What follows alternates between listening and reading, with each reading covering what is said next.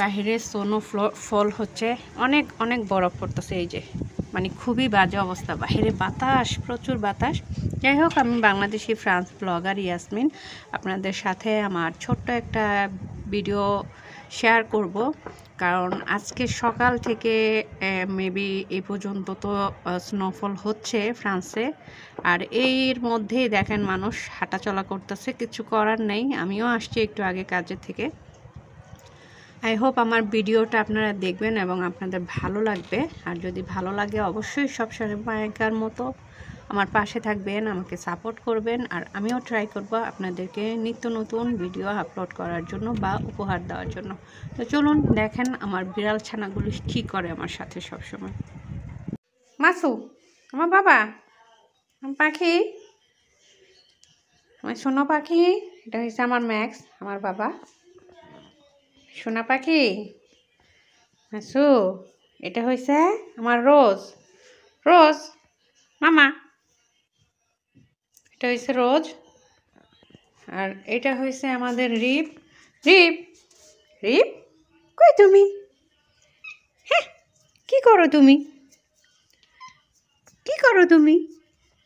হ্যাঁ, বরফ দেখো, বরফ ওই যে পরে।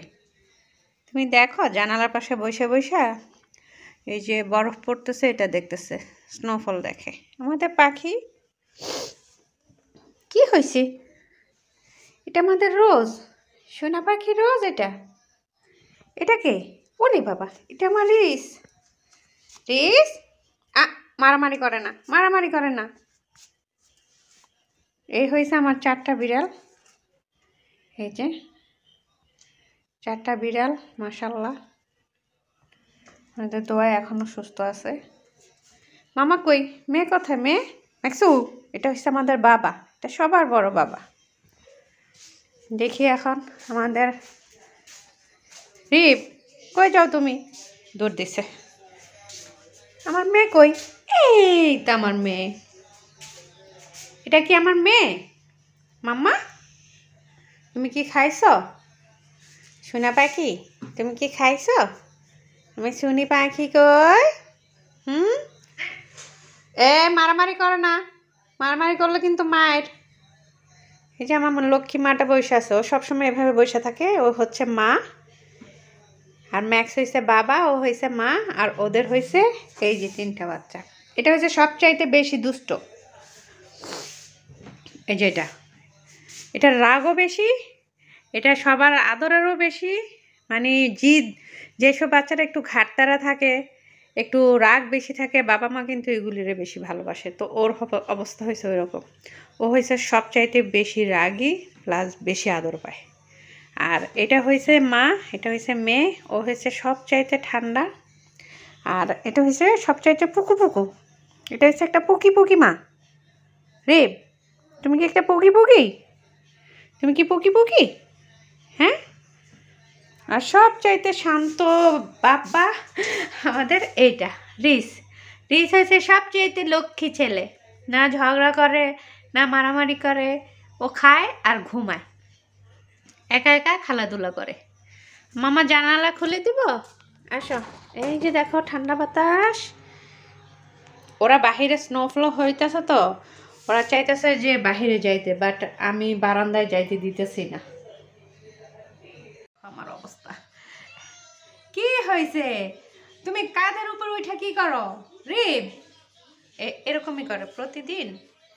ও যখন ইচ্ছা, যেইখান থেকে ইচ্ছা, ও লাফ মারা মারা এই যে আমার কাঁধে উঠে যায়। কি হয়েছে তোমার?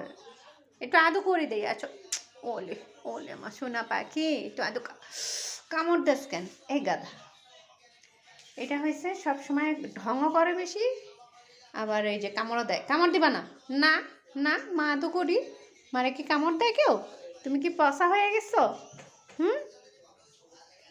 কেউ রে তো এত আদর করি না। নাই মাজা, নাম নামবা না সোনা পাখি। এটা আমার পাখি, পাখি। নামি দাও, নামো। নামবো না, নামো। রিপ নাই মাজা মা। দেখছেন কি অবস্থা? এই একটাই আছে যেটা আমার কাঁধে এরকম যেইখান থেকে খুশি সেইখান থেকে লাভটা উঠে যায়। আর এটা হচ্ছে আমাদের পাখি বাবাটা। কার কার বিড়াল এরকম কাঁধের উপর লাফ মেরে উঠা যায় আমারে জানাবেন। আর আমার এই পিচ্ছি ছোট্ট বিড়ালের ভিডিওটা যদি আপনাদের ভালো লাগে তাহলে অবশ্যই লাইক শেয়ার কমেন্ট করে জানাবেন।